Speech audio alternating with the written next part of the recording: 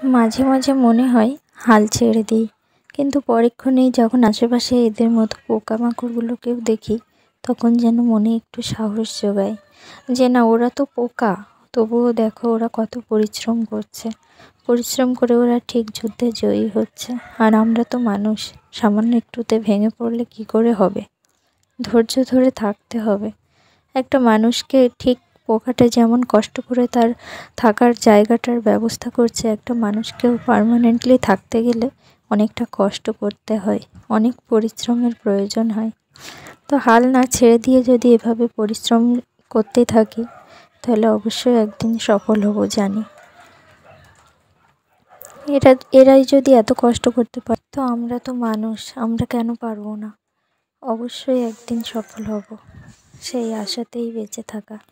ধৈর্য, আশা, সাহস যতদিন তোমার মধ্যে আছে ততদিন তোমাকে কেউ হারাতে পারবে না, এটা মনে রেখো। আর যখনই তুমি ধৈর্য হারাবে তখনই তুমি বিজয়ী হয়ে যাবে।